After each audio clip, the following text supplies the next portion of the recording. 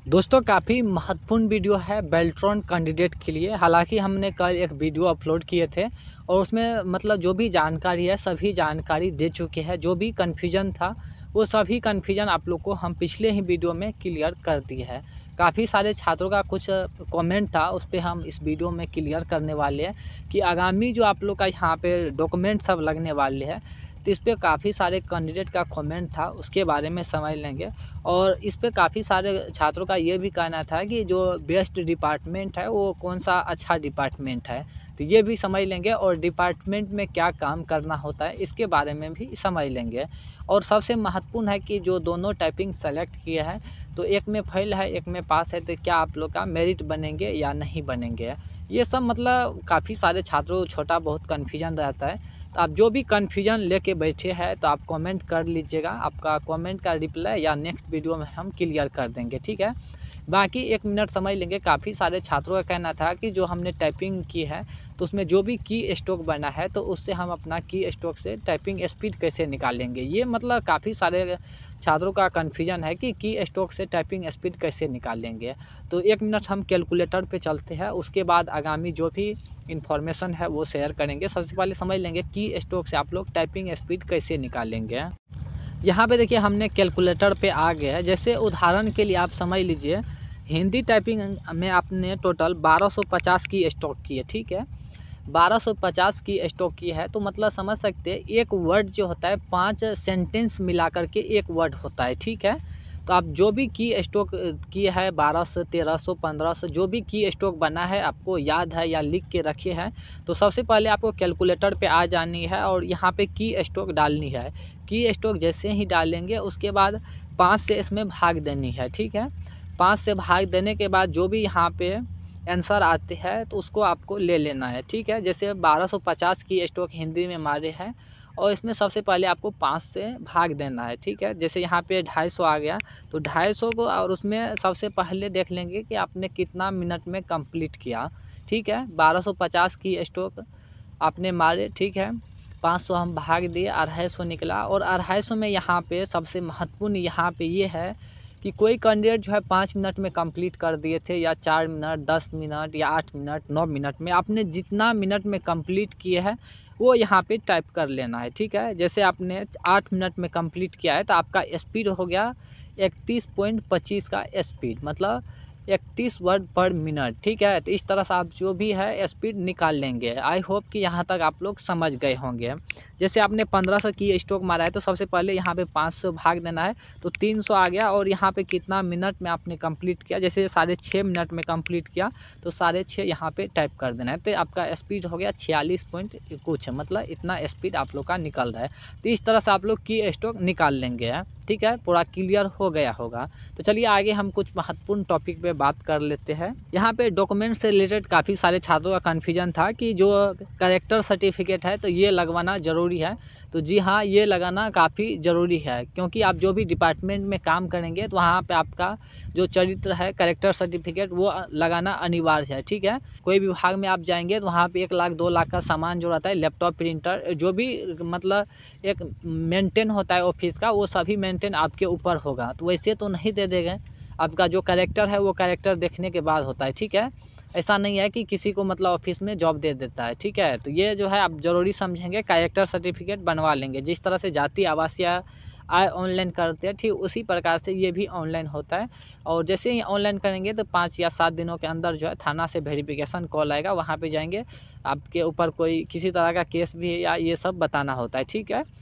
उसके बाद आपको मतलब जो है वेरीफाई लेने के बाद एक सिग्नेचर वहाँ पे करना होता है। सिग्नेचर कर देंगे तो मतलब 15 दिन के अंदर जो है आपके मतलब बन के ईमेल पे आ जाएंगे हैं। तो ये कैरेक्टर सर्टिफिकेट बनवा लेंगे। बाकी यहाँ पे जो भी है 10th 12th और यहाँ पे मैट्रिक का मार्कशीट और मूल प्रमाण पत्र, ये सब ओरिजिनल आप लोग तैयार करके रख लेंगे। और कास्ट सर्टिफिकेट, इनकम और एनसीएल ओबीसी, मतलब यहाँ पे देखिए जो ईबीसी ओबीसी और BC1 BC2 के कैटेगरी के आते हैं स्टूडेंट, आप लोग एनसीएल बनवा लीजिएगा, ठीक है।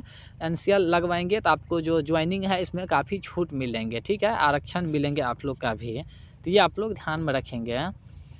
बाकी यहाँ पे आप लोग समझ गए होंगे। आप लोग जो केवाईसी करेंगे वो खुद से केवाईसी करेंगे, ठीक है। काफ़ी सारे छात्रों का कहना था कि केवाईसी कहाँ करेंगे, तो आप कहीं पे सीएससी सेंटर में या किसी कैफ़े में जाके जो है मतलब केवाईसी करवा सकते हैं, या आप खुद से लैपटॉप पे केवाईसी कर सकते हैं। ईआरपी पे जो है आप लोग केवाईसी करेंगे, जैसे ही रिजल्ट आते हैं तो उसके बाद जो है केवाईसी स्टार्ट हो जाएंगे, तो आप लोग को इसी चैनल के माध्यम से बता दी जाएगी, ठीक है।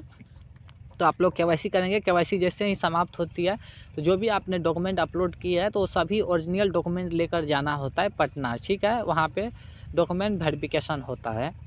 डॉक्यूमेंट वेरिफिकेशन होने के बाद जो है ज्वाइनिंग स्टार्ट होता है। जो ज्वाइनिंग होता है तो आप लोग का ऑफलाइन और ऑनलाइन दोनों तरीक़े से होता है। तो अब जो है ऑनलाइन ही होंगे। आप लोग को जो भी ज्वाइनिंग लेटर है वो ईआरपी पे आ जाएंगे, वहाँ पे आप एक्सेप्ट या रिजेक्ट जो भी है वो करना चाहते हैं तो कर सकते हैं। इसके बारे में हम पिछले वीडियो में जानकारी दिए होंगे। आगे यहाँ पे समझ लेंगे कि सबसे बढ़िया डिपार्टमेंट कौन सा होता है। देखिए आप ये जो है आप तय नहीं कर सकते कि आपको कौन सा विभाग मिलेंगे। हाँ, ये ज़रूर कर सकते हैं, आपको जो भी विभाग मिला है तो आप जो ऑफ़र लेटर मिला है तो यहाँ पे समझ लेंगे, यहाँ पे एक्सेप्ट और रिजेक्ट है, ठीक है। तो आप अपने अकॉर्डिंग जो भी है, अगर आप एक्सेप्ट करना चाहते हैं पहली बार में ही आपको जो भी डिपार्टमेंट मिला है, जैसे शिक्षा विभाग में मिला है तो यहाँ पे डिपार्टमेंट नाम रहेगा यहाँ पे आप लोग का। आप इसमें अगर ज्वाइन करना चाहते हैं एक्सेप्ट कर लेंगे ज्वाइनिंग लेटर, और नहीं तो रिजेक्ट कर देंगे, फिर से किसी दूसरा डिपार्टमेंट में आप लोग का ऑफ़र लेटर आ जाएंगे 102 मंथ के भीतर। तो यहाँ पे देखिए थाना है, उसके बाद आरटीपीएस काउंटर है। आप लोग को हम पिछले वीडियो में जानकारी दिए होंगे कि 8000 कुछ सीटों पे जो है आपके ग्राम पंचायत में ही ज्वाइनिंग होने वाले मिनी ब्लॉक जो ओपन हुआ है आरटीपीएस काउंटर, वहाँ पे आप लोग को जॉब लगने वाले हैं, ठीक है। तो ये आप लोग ध्यान में रखेंगे। काफ़ी ज़्यादा सीटों पे आपकी बार मतलब पैनल भी बनने वाले, यहाँ पे समझ सकते हैं मतलब 30,000 प्लस पदों पे जो है वैकेंसी ये निकाले गए थे, ठीक है। और 30,000 प्लस सीटों पे जो है आपकी बार पैनल आने वाले हैं। तो ये आप लोग क्लियर कर लीजिएगा कि मेरा नहीं होगा उसका हो जाएगा। तो ये आप लोग कन्फ्यूजन दूर कर लीजिएगा। आप जो भी दोनों टाइपिंग सिलेक्ट की है, दोनों में से कोई एक भी मतलब पास है तो आप लोग का ज्वाइनिंग हो जाएंगे, लेट से लेकिन हो जाएंगे, ठीक है।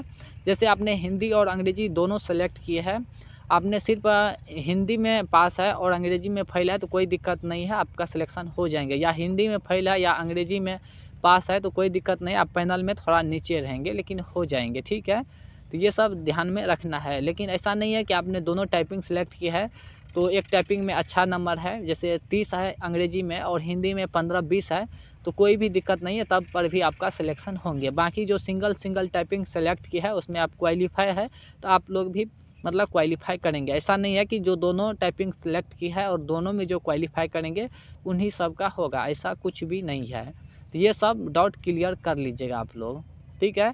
ये ज़रूर है जैसे दोनों टाइपिंग जो सेलेक्ट किए हैं और मतलब वो सिर्फ अंग्रेजी में पास है और हिंदी में फेल है, लगातार मतलब समझ सकते हैं वो हिंदी में फेल है और अंग्रेजी में पास है। तो देखिए अब की बार बेल्ट्रॉन क्या क्या है, वो सिंगल टाइपिंग के लिए भी सिलेक्शन दिया है। जो मतलब सिंगल टाइपिंग चॉइस करना चाहते हैं तो वो सिंगल भी कर सकते हैं और डबल भी कर सकते हैं।